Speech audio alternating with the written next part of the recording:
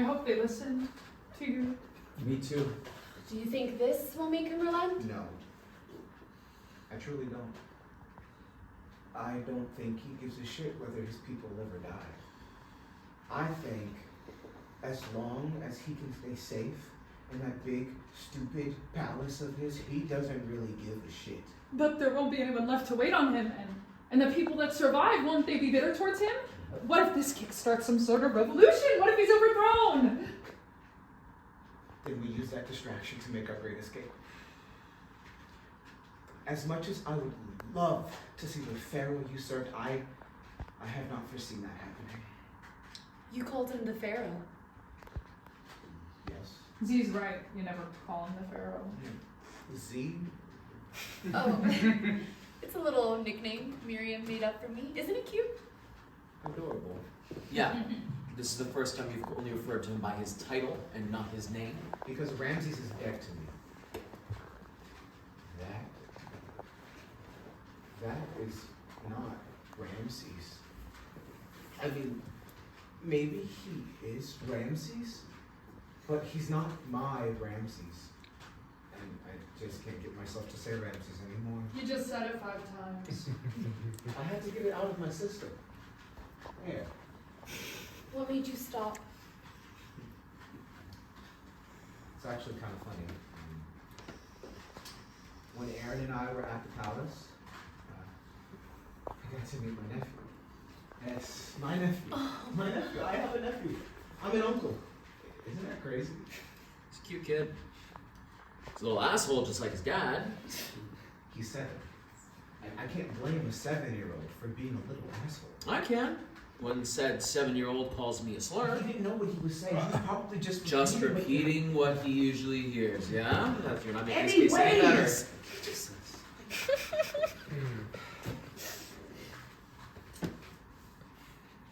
I notice a wound on his arm.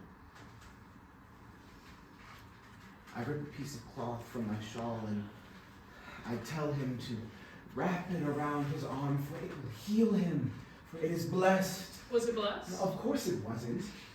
I was just bullshitting, but it made him feel better. And he let me wrap it. No, I'm not doing this shit with you.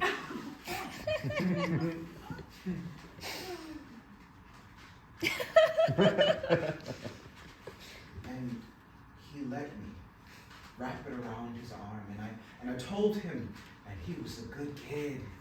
He's a brave boy, and that this would all be over soon. And then the next thing you know, here comes the Pharaoh. Here comes the fucking Pharaoh, and then he tells me to get my filthy, redacted hands off his son, and when I tell him I was just trying to help him, guess what? Guess what happens next? Don't make them guess. Then he orders his guard to slap me across the face because, get this, he dare not dirty his hands. And then I say, well, aren't they already soiled with the blood of your subjects? Got him! I'm pretty proud of you for that one, Moses, not gonna lie. Yeah. That's when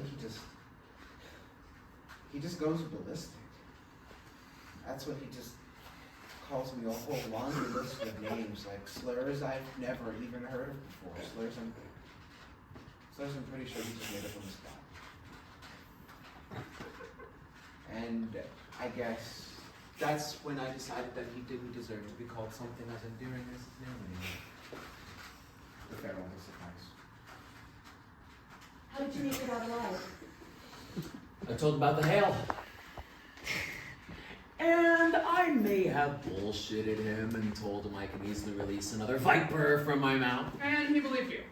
Enough to tell his guards to get us out of his sight without harming us.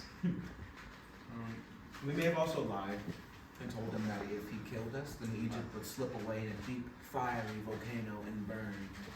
That colorful lie was obviously Moses. Yeah, but you're the one who really scared the shit out of him. With your hands around magic like a... You're gonna catch these fuckers. No, okay. For the record, I did not say any of that. I did not say pew, pew, pew. Aw,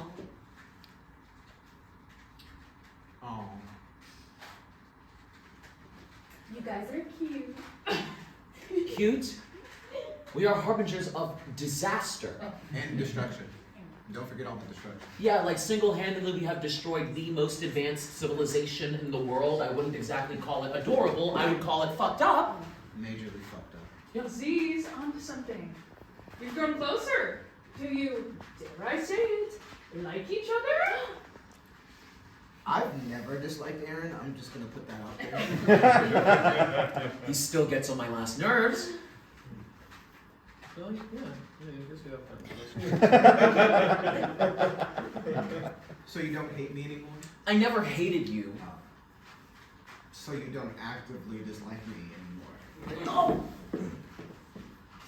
You are a real piece of work, you know that. I love you too. It's getting real scary out there.